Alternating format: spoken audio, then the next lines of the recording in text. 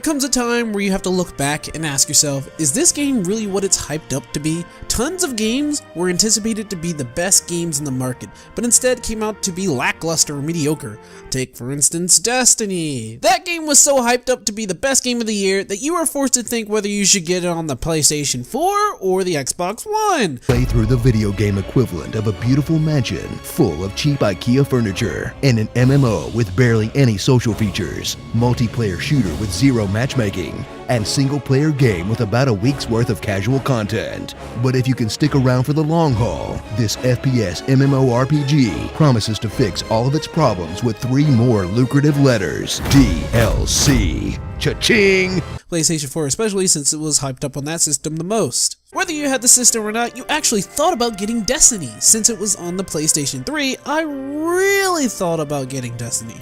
However, as time passed, the game was spread to be really mediocre.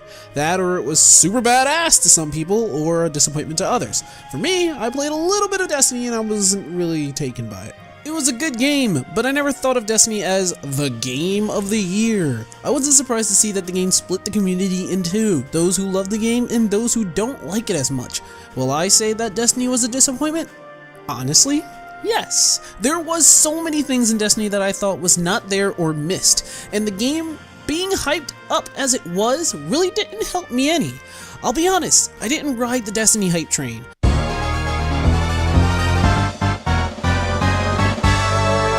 In fact, I was a little skeptic, and it's not the game's fault, it was the other games that were put to outrageous hype that made my feelings for this game go a bit numb. The act of riding the hype train for games is almost gone for me now. I still can't wait for some games, but I can honestly say that the hype train is not real. Which leads me to Final Fantasy 15. As you may know my character, I love Final Fantasy. I've played almost every Final Fantasy there is to play, and I will stick to my opinion of saying that the first 10 games were absolute beauties in the video game world. Hell, I even count Bravely Default as a Final Fantasy game, and it's miles better for me than 13 and 13-2.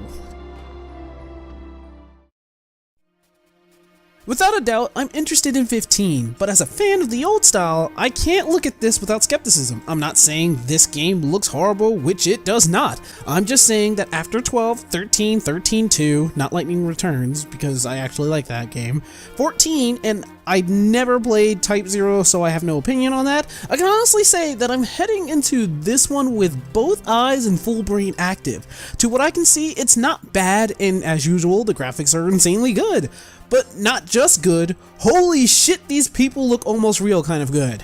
I've been observing the trailer over and over again, and I can happily say that both the graphics and gameplay are astounding. I'm not one to drool over graphics, seeing as one of my favorite games is Shovel Knight, and that game is all pixel art, but this game just looks amazing, and it doesn't hold back the gameplay to what I can see.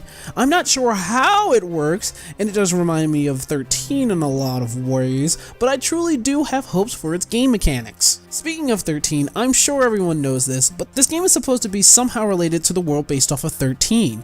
I'm not sure how, why, or when, but seeing how Etro is the goddess of death in this story, and is still alive, I can verify that this game takes place on Pulse in an unknown timeline. I'm sure we'll see a connection to 13 soon. Actually, I kinda scared myself with that. Noctis, our main protagonist, is a boy with the trademark emo attitude. Seriously, Square? Stop with this. It ain't popular no more. And he just so happens to be a prince in a technically advanced city, booming due to its crystal, which is the last one of its kind and being fought over due to that. You see, the world is divided into different nations, and each nation had its own crystals, but due to power hunger, a cold war between nations started and ended up destroying all of their crystals and sending them back to a medieval-like regression. The other nations want the only crystal left in the world, which so happens to reside in Noctis' home nation. You see, Noctis' nation isolated themselves away from the war so to protect itself, and to me, that's a pretty good idea. Why fight in a battle when you can stay away and watch them destroy themselves? Well, instead of that, they now targeted Noctis' home crystal and stole it away from his nation. Now he has to travel the roads to confront the enemy responsible and be forced to fight a lovely young girl due to becoming friends, having a certain connection, literally being invited over to her place, and finding out that she's the enemy's daughter, for which may damper his emo attitude just a bit. Only a bit.